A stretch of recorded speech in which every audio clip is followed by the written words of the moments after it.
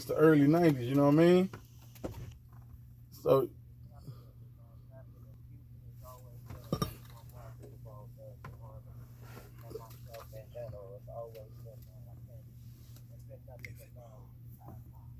yeah.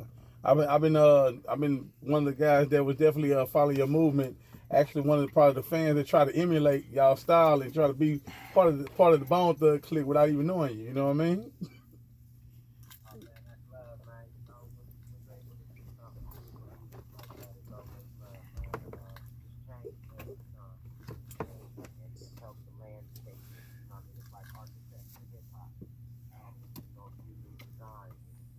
Yeah. I need to I need to try to ask you like these questions. I ain't gonna lie to you. I'm gonna be honest with you, bro. I've never been really fan struck, but right now you got me nervous. I'll be Appreciate you. I appreciate you, seriously. Yeah, I do this in such a heartfelt way when it comes to radio and these interviews, man. I have a thousand things I want to ask you about. Like, first of all, when you came in, I know your story is so good. It's like I already know you. I know that you came up singing in church. You know what I mean? I know that you guys was on the streets actually living what you was rapping, not just putting these records together. You know what I'm saying? Yeah, man, definitely, man. We came up like that. I think that every musician and every group pretty much came up in the church, came up in the streets, of my era, was a way out. So definitely. If you could go back in time, right? What do you feel like was your moment when you knew that the music was like the realest thing that you had ever embraced in your life? I think the moment I knew the music was the realest thing I've ever embraced in my life is when I would turn to it instead of, you know, drama or stress or problems in my young life, in my young world, whether it's foster homes or being kidnapped or being tossed around or abused homes or whatever it may have been, music became the outlet. And I knew then, that's what I was going to do for the rest of my life. That's all I would tell, in school and teachers the few years that I had the opportunity to be in school. So I knew at a very, very early age, hip hop, music, dancing, singing, rapping, that whole thing is exactly what I wanted to do.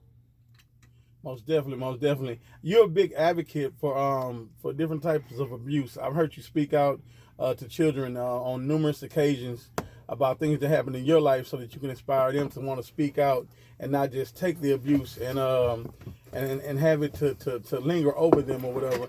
What year of your life did you start like want to be that advocate that you are right now? Because I saw a special on you, and man, it was just amazing to me that you were so open about everything. Like it really wasn't a year per se. It was like even before Easy E, I was always like I was writing stories about my upbringing and figuring things out and different things of that nature. So it was always something in me that I wanted to make sure I told my story, whether it was in a book form or whatever it may have been, music. So that's always been my avenue, and it just so happened to be, a good thing to be able to get that stuff out. So it started really, really early, and then when I made it, I figured there was a lot of people that could relate. So be open with your music. That's why my record I was just open up front, and a lot of people love me to this day. You know what I'm saying? For what I did 20 some odd years ago. I was just in Tampa, and a guy came in a wheelchair, and he was just like, you inspire me, and I get a lot of that just because I wanted to open up and talk about hardships in life. I believe hardships are what it takes to build the best character. I've seen several things that you've done for people around your area. I've seen you sit up on corners with kids doing your interview. I also saw you teaching the art of doing music to people, and I think that's a balance that a lot of artists don't have, to be able to go back and actually give those lessons of how you constructed your music. Because when we were young and we first was hearing it, you know that the flavor that you guys brought in was so authentic and so new that everybody took to it, because it was like the most creative sound that we had heard in years. And to have a OG and such a great like Easy E to actually pick you guys up, like how did that instantly change your life? I mean, it instantly changed his life because he knew the ropes. He knew Easy E knew the ins and outs of the music industry. He knew what was the right way to go, what was the wrong way to go, what fan base that we needed to go towards, and what fan base was gonna catch on later on. So he understood it, like he understood everything. So it was very, very important to deal with somebody who was well established in the game and fairly young. Fairly young. Like he was 31 years old when he passed away. We Man, met when he was like 28. yeah, that was He was very fairly effective. young. You know what I mean? So to even look at him as an OG now is just like, my oldest is about to be his age. You Yeah, know what I mean? So it's just crazy. It's just a crazy thing. But like music lives forever. You know what I mean? It's eternal. So yes, sir. yeah, that's one of my favorite albums by you guys. As a matter of fact, that that East 99 Eternal. That is one of my. I ain't gonna lie, we still listen to it now. We got the kids riding in the car jamming it back to back. You know what I'm saying? I was telling people that Yes, sir. your so I'm not sure about exactly how many solo projects you put out, but I remember a song that you released, which we was on this song for at least about 7 years of our life. It was on the Friday soundtrack. You remember that record? Of course, of course. Yeah, yeah. That was one of the most easy listening. If we had a hard day, it would mellow us out to the point where we was ready to go do anything. You know what I'm saying? See, you have so much music to us that we appreciate you making because just the prayers and music. A lot of people wasn't paying attention to how prayerful you were at the same time while you were rapping your gangsterisms. Of course, yeah, definitely. Totally. It's all about that. You know what I mean? It's all about spiritual and feelings and emotions and God. That's what this music thing is My all favorite about. song. It all boils down to that at the end of the day. For sure, for sure. So I also saw you doing a blog, right? Where you teaching how to cook, you and your wife on YouTube. Yeah, I got a couple of things popping. I'm waiting on you. You let me know when you're ready to start getting into what we're doing now in 2019, and I'm gonna go ahead and unload on you. Well, well, I'm ready right now. Pull your gun out. Okay, lovely, lovely, lovely, lovely. So yeah, we got a couple of great things that's going on, nowadays. Of course, I got the YouTube channel. Um, the new record coming out. Just finished up a tour for Carbon Monoxide. Um, the biopic and a Wow. few different other things that I got popping. Just to add on to what you was just talking about my life and how I share with the people. I'm gonna take it a step further and give them the biopic. Just walk with me and journey with me through that whole John Walsh thing, that whole kidnapping thing. Being a young father, being biracial in the world, being abused as a kid in foster homes and different things of that nature. So yeah, definitely. We got a lot of good things on the table. My kids, doing their thing right now, a little busy, 4.5 million views.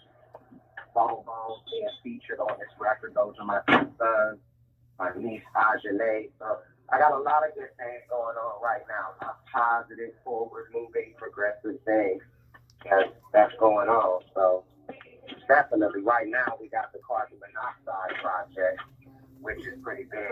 You know what I'm saying? It's a record that I'm putting out on 9/12/19. We dropped 4 singles on it. We dropped Carbon Monoxide, the title track, the single. We dropped Enigma, and those two were answers of what the Migos was talking about with Lazy Mm-hmm. Bone. Somebody was gonna fuck his wife, and It's hard. It's hard um, too. he was broke and all of this and all of that. So it's sort of the answer to that. And then we hit him with what Easy said when Nipsey Hussle passed away. Rest in peace, Nip. The marathon continues. So we decided to put that out from the record and give them something else besides just that because the record is so much more. And then our recent release was Stalking Me, which kind of talks about how I was scoffed after a couple of girls in the industry and something really, really cool, for the people to listen to. So yeah, that's coming out September 12th, which happens to be my birthday as well, this year. So that's doing really, really good. Pre-orders are looking real good. Um, yeah, so yeah, definitely on my website, www.iambizybone.com. You know what I mean? So we got that popping as well, the new website popping. Um, yeah, so that's everything that's really popping right this second with myself. You know what I mean? Man, that is a lot to be popping all at one time. I ain't gonna lie to you. I'm very, very glad to hear that. That's yes, sir. Work. You know what I mean? I'm in my lane. I just had a brand new baby boy, so I named my YouTube channel. Congratulations, congratulations. Everything runs together. So yeah, I do the cooking for the people. I stay in my lane because I always love to cook. I've been a father damn near all my life, so I've always had to prepare meals for my kids. So I'm good at it. Yeah, so yeah, all that, man. Keep going though. Keep going. I was listening to what you were saying. I'm hey man, I got listen, I'm something I I'm want to just say. very, very Shit. happy to hear that you got all this good stuff going on. Cause I am a guy who watches your YouTube channel. I actually get on there and watch you go through the house and in the backyard, the whole 9 yards. So I'm one of your fans, as they call it nowadays. You gotta say words twice now. That's what the young people do. They say fan. So that's who I am. So let me ask you this here. What inspired this new? And I already played your record today, but I'm gonna play it again. I played it twice already, and everybody loved it. But I'm gonna run it again after we get done with the interview, definitely. And I'm more likely you're gonna be in rotation now because now Bizzy Bone is part of Sumo World Radio. You know what I mean? Yes, sir. Yeah. So to give the people the ear, what all inspired this new project, because it's so, like, when I heard stalking, of course we expect for you to harmonize to the fullest. We expect for you to soothe and to use that them vocals the way that you do. But what inspired you to get back in this? How do you keep getting back in the studio making these hits? Okay, so I think that's a two-part question. What inspired me was, well, I've been on the road with my guys since Flesh and Bone got out of jail, which was in 2009. Yeah. We've done a couple of projects, but nothing that we really, really focused on to the way I wanted to focus on in the project. So I waited my time. I waited for the right moment, for the right time. My kids was coming up in the hip hop, doing their thing, getting themselves established, creating a lane for themselves. So this new thing jumps off with, I get to trending around Christmas time last year because I was on TV, had a little too much to drink, a little too much red wine, and I'm out there pulling out my whole arsenal. Oh I'm yeah. pulling out, and then I pull out, right, and then I pull out this big ass musket. And, so everybody got to tripping like, oh, B, you tripping, you tripping, you tripping, you tripping, you tripping, cool, cool, cool, cool, cool. And then they turned that into, I was threatening niggas on live, like I was threatening the little young niggas. I looked at it several times. I said, say those guys' names or not. I was speaking in general, etc. But I Yeah. went on ahead and just roll with it. And from that point on, everybody was like, man, come on, man, you gotta make a song about it. You gotta make a song about it. Because they was dissing Bone Thugs hard. Yeah, they tried. They really tried, y'all, man. They tried, but you know what? Us, the OGs knew they couldn't do it. We knew they couldn't do it though. I feel you. They was dissing hard, like hard, hard, hard, hard, hard. Now I know how to make the right financial decisions in life. I know God has been good to me. I know what's going on with me, and I just felt comfortable enough to just say, okay, hold on, what? And then from that point on, I was already making music, staying in the studio, and it just culminated into a new project. And this is like a 3-4 year thing for me right now. I'm just gonna keep putting out new projects and innovative bodies of work just because. So, and it turned into that. I told my guys what I was gonna do. A couple of guys didn't want to go that route. Crazy Bone want to take the high road, Flex want to take the high road, Wish want to take the high road. Lazy was 100% in, but he was going in on his own thing. Like, 21 Savage apologized to him over the phone, and Lazy like, we need to catch that stage. You talking about me and my wife, and they had that behind the scenes thing. Wow. I knew. Don't nobody know that 21 Savage done apologize to you on the phone, but they know he said something about fucking your wife. Yeah, yeah. So I understand that level of branding and marketing and all of that other stuff. So, not saying that anybody doesn't. So that's when I just decided to reply and to respond and to be firm and just to really like be done, with that whole situation in that kind of a format, because hip hop is a sport, is a lyrical sport. So saying all of that, it just, it inspired me and it put the wind beneath my wings. And I'm looking at all my goddamn platinum plaques on the wall. And I'm like, let's get back into the studio and let's do what we do best. Not that we ever left, but actually putting together material and marketing and promoting it, not just the classics, and giving it to the people. And that's what we did with carbon monoxide. And if you check out my website, www.iambizzy.com, you'll see everything up there. We took our time, made it professional. We got the Golden Deluxe CD. It's just a beautiful thing. Everybody is saying, like on the internet, on social media, this is his best record yet. From the 4 songs that I let them hear. And you're stalking me right now.